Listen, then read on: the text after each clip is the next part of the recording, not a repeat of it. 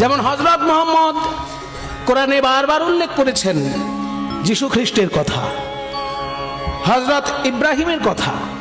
প্রাচীন প্রাচীন যেসব ধর্মপ্রচারকগণ হযরত মুহাম্মদের আগে এসেছিলেন তাদের নামগুলো এবং তাদেরকে শ্রদ্ধা করার কথা হযরত মুহাম্মদ বলে গিয়েছেন।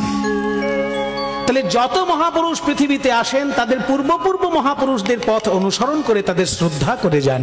তাহলে চৈতন্য মহাপ্রভু তিনি কি কোনো পূর্বপুরুষকে শ্রদ্ধা জানিয়েছেন? আজকে আমরা তাদের মধ্যে একজনের কথা শুনব। খুব গুরুত্বপূর্ণ বিষয়। শিবরাত্রি কিন্তু এখনো যেন একটুখানি শিবরাত্রির হাওয়া আছে। শিব ঠাকুর ছাড়া আমাদের ভারতবর্ষ অচল। আপনি উত্তর ভারত বলুন, দক্ষিণ ভারত বলুন, পূর্ব ভারত বলুন, পশ্চিম ভারত বলুন, ভারতের যে কোণে যাবেন শিবের মহিমা আপনি সেখানেই পাবেন। পূর্ব ভারতে বাংলার মধ্যে যদি বলেন তাহলে তারকেশ্বর, বাংলার বাইরে পূর্ব ভারতে যদি বলেন তাহলে দেওঘর, সেটা তো পূর্ব ভারতের মধ্যেই পড়ছে, দেওঘর। আরো পিছিয়ে যদি যান বেনারসে, সেখানে রয়েছেন বিশ্বনাথ।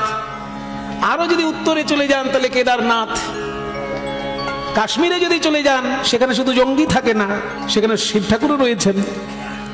কি বাবা, কাশ্মীরে শিব ঠাকুরও তো আছেন, কি নাম তার? অমরনাথ। পশ্চিম ভারতে যদি চলে যান যেখানে গুজরাট, সেখানে কি আছে? সোমনাথ। মধ্য ভারতে যদি দেখেন উজ্জয়িনীতে রয়েছে মহাকালেশ্বর। আরো যদি দক্ষিণ দিকে চলে যান, স্বয়ং রামচন্দ্র যেখানে পূজা করেছেন, স্বয়ং মা শারদা যেখানে গঙ্গা জল দিয়েছেন, রামেশ্বর, সেতুবন্ধ রামেশ্বর। তাহলে সারা ভারত, আমি একদম উদাহরণ দিয়ে দিলাম, পূর্ব পশ্চিম উত্তর দক্ষিণ যেদিকেই যান শিব ছাড়া গতি নেই। সত্যি কথা বলতে কি, বৈষ্ণব ধর্মেও শিব ছাড়া অসম্পূর্ণ। এটা একটু নতুন শোনালেও কথাটা একদম 100% সত্যি। আপনারা যদি শ্রীমদ্ ভাগবত দেখেন সেখানে 12 জন বৈষ্ণবাচার্যের নাম করা হয়েছে।